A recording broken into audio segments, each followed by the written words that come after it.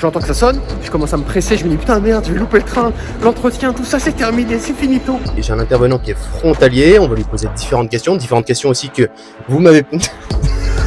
Putain, c'était trop bien. C'est totalement dingue, c'est fou, oh vous vous rendez pas compte. Ça veut dire que si moi je le fais, vous pouvez aussi le faire. Et cet argent-là que vous pouvez toucher de la Suisse, elle peut grandement augmenter votre qualité de vie. En tout cas, je voulais aussi rajouter que si jamais ils me prennent, c'est vrai que j'ai tout de même peur puisque là j'ai plus un rond sur le compte en banque, donc je serai SDF. Pendant combien de jours, pendant combien de semaines? On est le dernier jour de 2022, moi j'ai passé ce nouvel an à terminer ce livre, Sur la route de Jacques Kerouac, et puis je voulais revenir avec vous sur certaines choses, faire un petit peu un état des lieux d'où j'en suis dans ma vie, étant donné que d'une certaine façon, cette chaîne YouTube est mon journal de bord, et puis peut-être qu'à travers mes dires, à travers ce que je vis et fais, vous vous reconnaîtrez. On m'a demandé, est-ce que j'avais trouvé du travail en Suisse? La réponse est non. Avec cette chaîne YouTube, je tends à être le plus honnête possible avec vous. C'est vrai que j'ai un petit peu baissé les bras. Je persévère, mais les résultats sont toujours médiocres. Pour ce qui est de mes sources de revenus, combien je gagne, alors j'ai la société immobilière qui est constituée de 3 appartements, il y en a un qui n'est pas loué et je touche 1150 € par mois. Avec un appartement en moins, j'y suis de ma poche tous les mois avec les taxes, les charges, etc. Les vidéos YouTube, j'ai regardé juste avant de tourner, me rapportent 50 € par mois. Et puis j'avais repris un travail en France, j'en avais parlé, durant 8 jours, et puis j'ai dû mettre fin au contrat, donc retour au chômage, et ce mois-là, j'ai touché 759 €. Sur cette année, j'ai essayé de lancer plein de business, ils ont tous foiré. Après, pour ce qui est de ma vie perso, j'ai pas le permis, je suis chez mes parents. C'est vrai aussi que sur cette année, j'aurais aimé être plus assidu à la salle de sport, j'aurais aimé mener plus d'activités aussi. Ça n'a pas été le cas. Et puis, je suis heureux, c'est vrai que je suis un type, c'est assez compliqué de me rendre malheureux, mais je dirais que globalement, je suis pas satisfait. Et je suis pas là où j'aimerais être. Et comme c'est le cas, vous me direz, pour beaucoup de personnes. Donc dites-moi pour vous, vous où vous en êtes, quel est votre ressenti global sur votre vie. Et je sais pas si vous verrez cette vidéo, je sais même pas si je vais réellement la publier. Chapitre 1, la routine.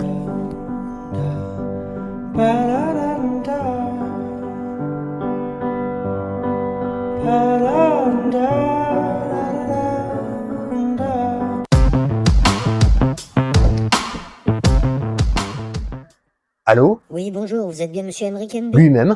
On a vu votre CV et on serait très intéressé pour avoir un entretien avec vous. Chapitre 2, le voyage.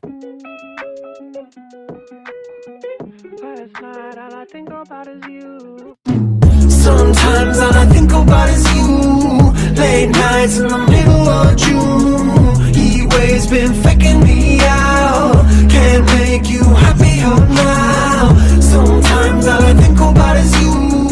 Late nights in the middle of June. Heat waves been faking me out. Can't make you happier now. Usually I put something on TV, so we never think about you and me. But today I see our reflections clearly in Hollywood.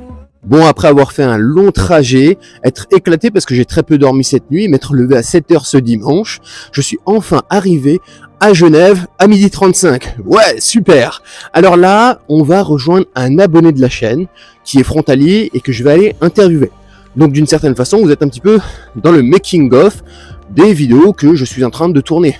Puisque moi, mon rendez-vous, mon entretien, il est demain, donc lundi. Aujourd'hui, on est dimanche. Et il faut que je le rejoigne dans la ville de Nyon.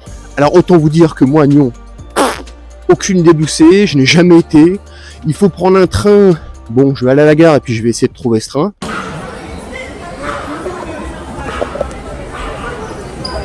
Ok, bon, c'est voie 4. Maintenant, il faut que je trouve la voie 4. Alors, voie 4, c'est juste là. C'est beau leur train quand même, hein. Ça a de la gueule, hein. Bon, en fait, celui-là, c'est pas le bon.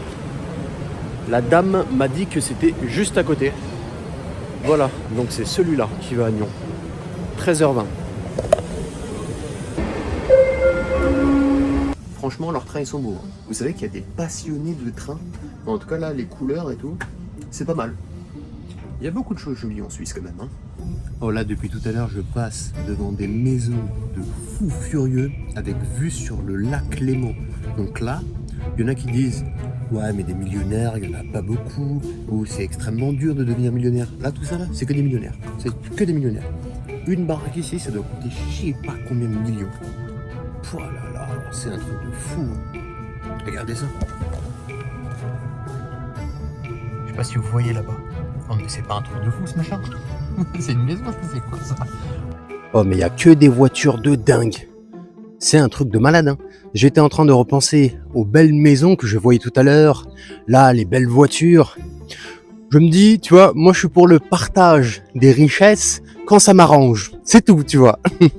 Ah mais, attendez, c'est pas bien là, ils ont trop de richesses. Ah, faut partager. Ah oui, faut partager. 50%, faut me donner 50%. Ah bah l'égalité. C'est l'égalité. Écoutez, donnez-moi votre BMW, puis on verra une petite maison au bord du lac. Si c'est pour l'égalité, au nom de l'égalité, du partage des richesses, mais moi j'accepte, y a pas de problème. Oh là là là, non, ils abusent. C'est trop.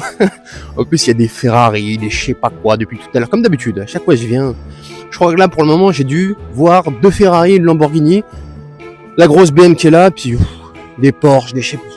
Bon, là je suis en train d'attendre l'abonné qui s'appelle Maël du coup, frontalier, que je vais interviewer. 5 minutes plus tard. Petite respiration. Du sérieux. Bonjour à tous. Et salut tout le monde, bienvenue dans cette vidéo. Allez, on essaye la première prise. Allez, c'est parti. Elle est bien ta montre. C'est pas mon père. Il est horloger. La voiture, la montre, y'a rien qu'à toi en fait. Non, rien qu'à moi. Tu travailles en Suisse au moins. Mais je baisse tout. Dis-nous la vérité. Voilà. Ça me bute. Faut être sérieux un minimum. Salut les gars, bienvenue dans cette vidéo. Alors aujourd'hui, j'ai un intervenant qui est frontalier. On va lui poser différentes questions aussi que vous m'avez... Putain, c'était trop bien. Bah ouais, mais je sais pas, tu m'as regardé, c'est...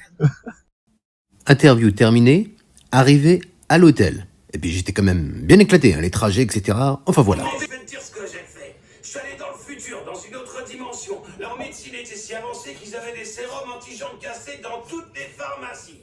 Demain, je vais donc avoir l'entretien en Suisse, et sur le dernier entretien que j'avais eu en Suisse à McDonald's, la réponse avait été négative. Et quand je leur ai demandé pourquoi, ils m'ont dit qu'avec moi, ils n'avaient pas suffisamment ressenti la chose. Alors, de quelle chose il s'agit? Ils m'ont dit qu'avec d'autres candidats, ils l'avaient davantage ressenti. Est-ce que je suis là pour leur faire ressentir des choses? La chose, je ne sais pas. Ma foi, pourquoi pas? Alors donc, il y a trois éléments, 3 axes d'amélioration que j'ai pu identifier.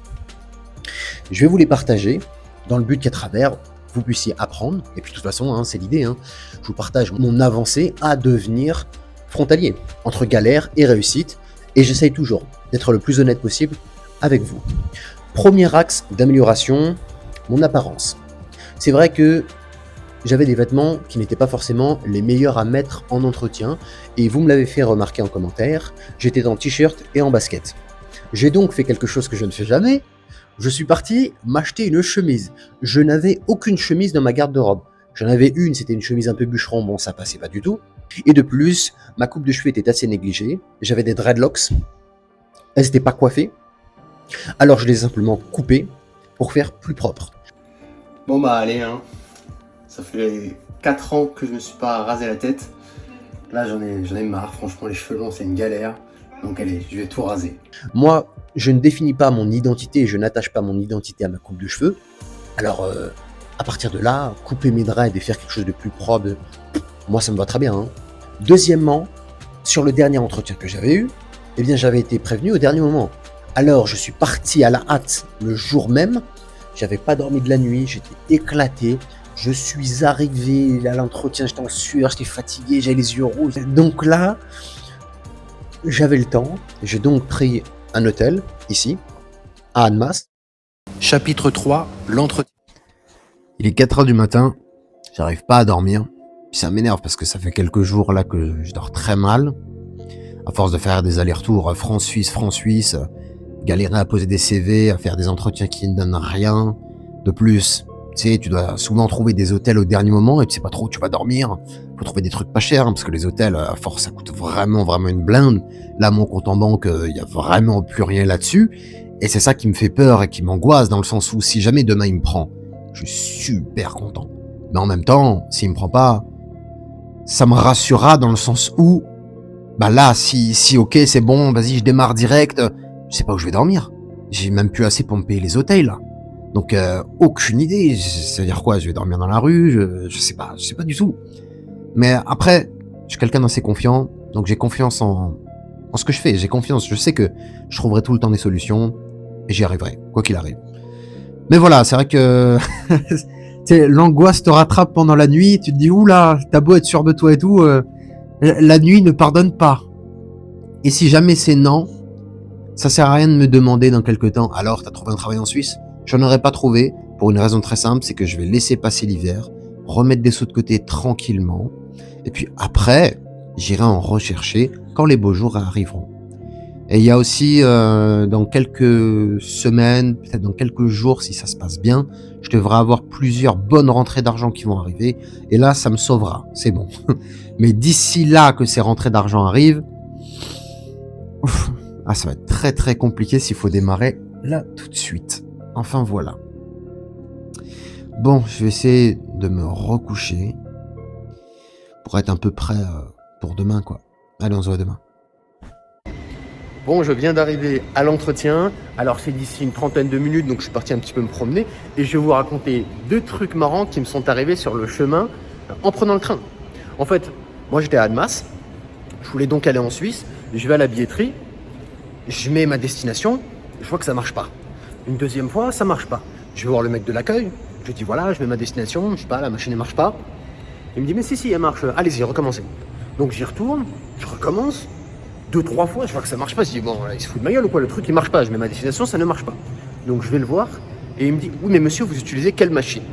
Alors donc je lui montre la machine et il me dit monsieur, il y a des machines pour aller en Suisse et des machines pour aller en France et qui ne font que ça.